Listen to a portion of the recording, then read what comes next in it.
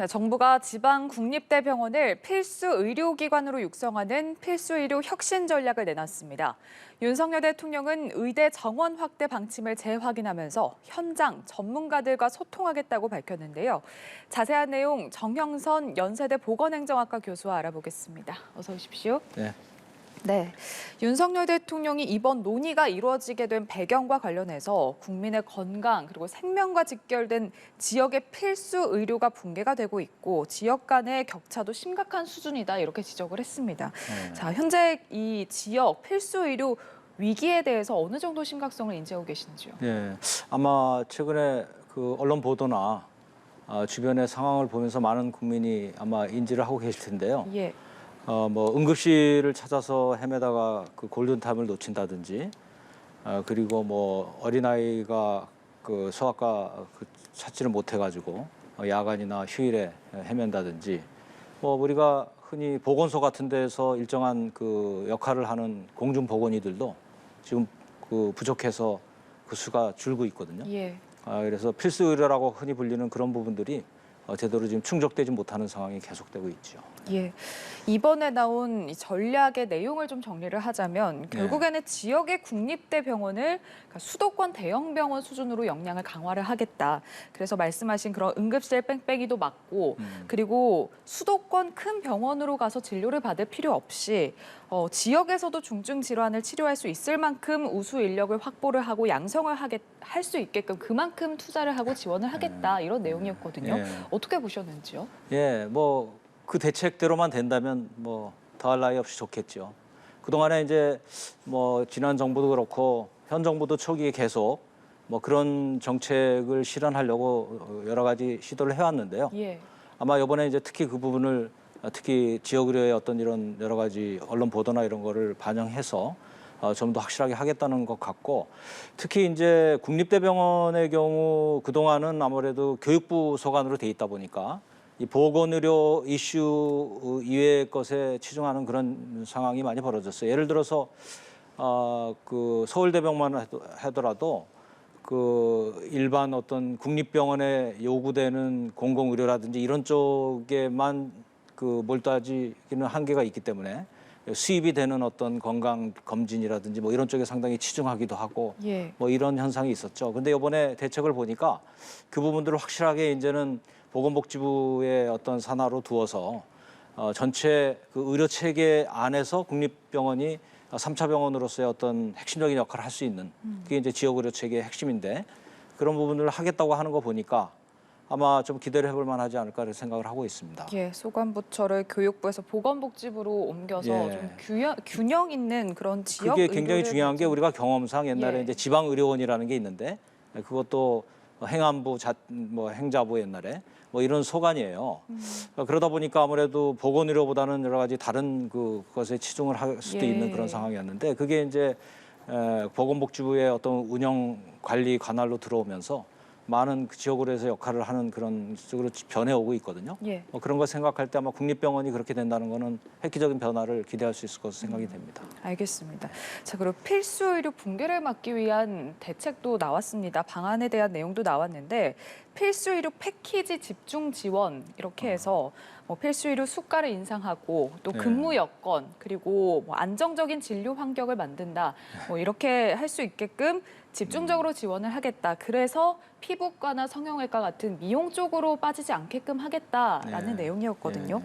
뭐 그동안 뭐 정부의 좀 재정적인 지원이 시급하다. 뭐 수가 같은 경우는 뭐 가산 수가제를 도입을 해야 한다라는 목소리도 있었고 정말 파격 조건이 필요하다라는 목소리가 있었는데 어느 정도 충족이 될 거라고 보시는지요?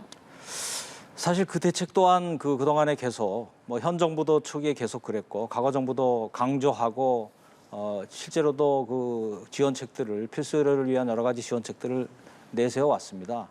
그런데 아마 조금에도 논의가 되겠지만 전체적으로 그런 쪽에 종사해야 보건의료라고 하는 것은 그 사람이 하는 거거든요. 그래서 의사 간호사가 핵심인데 그 인력이 전체적으로 우리나라가 지금 공급 자체가 부족하게 돼 있기 때문에 그 부분들의 어떤 그 지원책이나 여러 가지 정책을 내놔도 그것들을 실제적으로 담당할 인원 자체가 없다 보니까 그 필수 의료 쪽에 그 여러 가지 구멍이 나고 했었거든요. 그래서 뭐 정책들이 좋습니다. 지금 발표된 정책들이 그동안 논의도 돼 왔고 그래서 이대로 실현되기를 기대하나 그 이전에 인력 자체가 공급될 수 있는 그런 그 틀이 먼저 필요 조건으로 갖춰져야 예. 지금 제시한 정책도 실효성을 갖지 않을까 이렇게 생각을 하고 있죠. 예, 관심이 집중이 됐었던 구체적인 의대 증원과 관련해서 네. 뭐 규모라든지 계획에 대해서는 언급이 되지 않았습니다.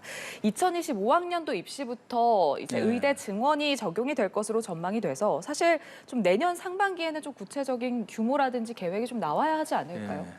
원래 이제 네. 예를 들어서 2025년이면 내년 4월까지 그 보건복지부에서 교육부에다가 증원 통보를 해야 됩니다. 예. 그래서 올해 같은 경우도 지금 24년도 입시를 위해서 증원을 하겠다는 얘기를 했었었는데 실제로는 올해 4월에 그걸 실기를 해서 사실은 놓쳤던 경험이 있어요. 그래서 내년에 계획을 세운다는 거는 제가 보기에는 오히려 늦고 예. 지금 마침 대통령까지 나서서 이렇게 이 문제 심각성을 지금 알리고 있는 이런 상황이라면 제가 보기에는 그 인원 증원에 대한 규모를 빨리 확정을 하고 정책 결정을 해서 내년 4월에는 그 절차를 이행하는 절차로 해야지 지금 단계에서 또 뭐 의견을 더 수렴하겠다. 지난 10년간 의협이라든지 이런 쪽에 의견을 수렴해 왔는데 뭐 그런 쪽에서는 증원 자체를 찬성해 줄 수는 없어요. 구조상.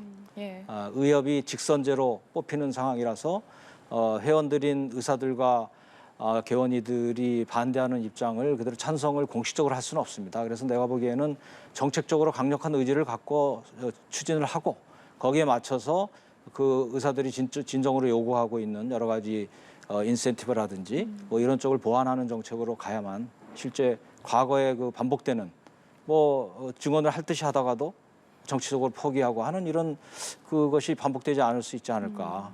그래서 내년을 기다릴 수는 없다. 예. 빨리 결정을 해야 된다라는 생각입니다.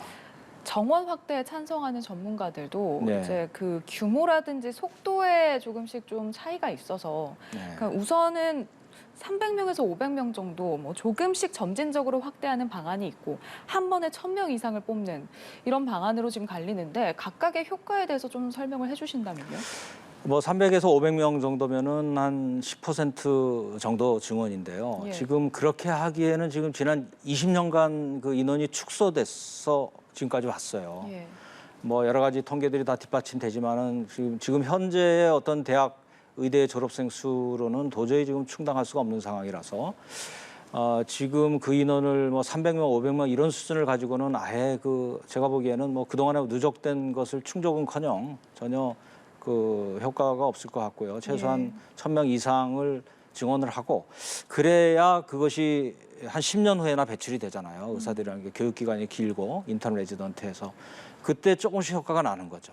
그렇기 때문에 지금 현재 300, 500 뭐 이런 레벨보다는 대폭 그 증원을 시작을 하고 예. 그것이 한 10년 정도 진행이 되면 그나마 10년 후에 조금씩 효과가 나타난다 하는 차원에서 과감한 결단을 해주기를 기대합니다. 예.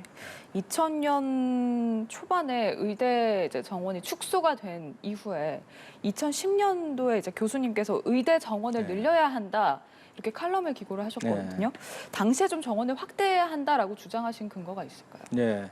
사실 이제 그때는 막 2006년도까지 축소한 후라서 예. 사람들은 당연히 축소해야 되는 걸로 모든 사람이 생각했는데 사실은 제가 이제 2000년대 초까지 그 OECD에 근무했었어요. 그러면서 국제적으로 국가 의료 제도를 비교하는 작업이 제 주된 업무였고 예. 그리고 통계들을 많이 다루고 있었죠. 근데 뭐 여실히 그때도 이미 그 한국의 의사들이라든지 이런 부분들이 수가 부족해서 서비스 제공에 한계가 있다는 것이 눈에 보이는데 갑자기 그렇게 의대 정원을 줄여서 더군다나 그 인구가 고령화되는 속도가 또 이미 다 나와 있고 그리고 뭐 국민의 소득이 증가하면은 의료 수요가 커지거든요. 그런 것들이 눈에 보이는데 이것을 지금도 부족한데 줄여놓으면 어떻게 되냐 해서 그때 이제 제가 옷에 나서서 칼럼을 쓰겠다고 요청을 해서 썼었죠. 예. 그러고 나니까 이제 개원의협회나 여러 곳에서 비난 성명까지 나오고 막 이렇게 진행이 됐었는데 그렇게 판단한 근거를 질문하셨는데 예. 객관적인 통계가 그렇고 인구 고령화라는 수요의 진행이 뻔한데 그래서 당시에 이제 모델을 추계를 해가지고 실제 추계 작업을 했었죠. 그래서 최소한 그 당시 3,058명에서 3,600명까지는 올려야 된다고 해서 그것도 최소 증언으로서 제가 그렇게 주장을 했던 겁니다. 그런데 지금 이제 그게 그 당시 받아들여지지 않고 그동안 계속 주장을 했으나 지금까지 왔는데 마침 이제 워낙 심각해지다 보니까 그 부분들 정책 당국도 이제 더 이상 미룰 수 없다고 판단하는 것 같습니다. 그때 만약에 증언이 됐으면 지금 현재 이런 지역 의료 필수 의료 문제가 과연 해결이 됐을지도 궁금한 게 왜냐하면 지금 의료계에서는 이걸 증언을 한다고 해서 지역이나 필수 의료로 가는 게 아니다 이렇게 주장을 하고 있거든요. 그렇죠. 모든 문제를 해결해 주는 정책이라는 건 없죠. 그러나 이제 정책이라고 하는 것은 어떤 부분에 해결을 해나감으로써 전체 균형을 찾아가는 건데 그때 늘렸으면은 그 늘린 인원이 다 뭐 필수 의료로 가진 않겠죠. 그렇지만 그 중에 일부는 뭐 성형병도 가고 그 중에 일부는 남아서 필수 의료를 사명감 가지고 하는 사람들이 있게 돼 있습니다. 그러니까 그 부분들을 지금 현재 의사협회나 이런 쪽에서 어차피 늘려봤자 그쪽으로 안 가니까 더 볼 필요가 없다라고 얘기를 한다는 것은 앞으로 계속 그 상태를 갔으면 하는 얘기밖에 더 되겠어요. 그러니까 대승적으로 이 부분들에 협조를 하고 필수 의료를 제공하는 것이 의사들의 본래 소명이잖아요. 성형병에서 돈 버는 거는 뭐 할 수도 있는 거지만 그래서 그런 쪽에 협조를 하고 부족한 것을 서로 해결해 나가는 방향으로 이렇게 해야 된다는 생각입니다. 자, 복지부에 따르면 2020년 기준으로 국내 의대 졸업자 인구 10만 명당 7.2명입니다. 맞아요. 이게 지금 OECD 평균 13.6명의 56% 수준에 불과한 숫자인데 사실 지난 13년 동안 계속해서 의대 정원 확대를 주장을 해 오셨는데 받아들여지지 않았던 이유는 뭐라고 보십니까? 말씀대로 지금 이제 의사협회와 의사분들은 개원의들은 특히 이제 그 의료 의사 공급량이 늘어나면 그 경쟁도 심해지고 상대적으로 그 같은 파이를 나눠가는 그 몫이 줄어들잖아요. 뭐 그런 것을 의식을 하고 특히 뭐 최근에 그 변호사가 증언이 되면서 그 변호사들의 어떤 여건이 어려워진 뭐 그런 거를 옆에서 같은 전문가로서 보면서 그런 부분들에 대해서 이제 반대를 하니까 이 부분들에 대해서 정책 당국이 지금 필수 의료가 이렇게 붕괴되는 거를 한 10여 년 전부터 느끼고 있음에도 불구하고 그 부분들을 헤쳐나가지 못한 거죠. 2020년에 지난 정부 때도 그렇게 할 것처럼 하다가 그걸 포기하고 하는 것을 보면서 참 답답했었는데요. 이번엔 좀 좋은 성과가 있기를 기대해 봅니다. 자, 상점이 문 여는 시간에 맞춰서 대기하는 현상 오픈런이라고 하는데 요즘에는 이 소아과 진료를 보려면 오픈런을 해야 한다라고 하더라고요.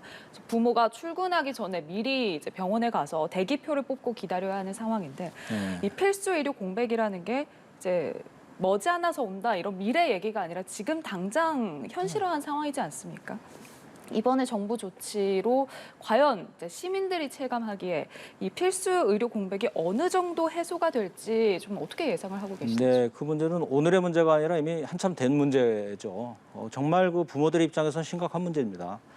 그런데 이 부분들이 여러 가지 대책도 그동안 많이 나왔었죠. 뭐 야간의 진료에 대해서 가산을 한다든지 많이 나왔는데 그것이 계속 심화되는 이유는 아까 말씀드린 대로 전체의 그 의사 인력이 공급이 돼야 그런 데서 근무할 사람들도 생기는데 다른 분야에서 수입이 좋고 이런 쪽에 그 선택을 할 수 있는 권한이 다 있는데 그거를 우리가 어떻게 정책적으로 할 수가 없는 거죠.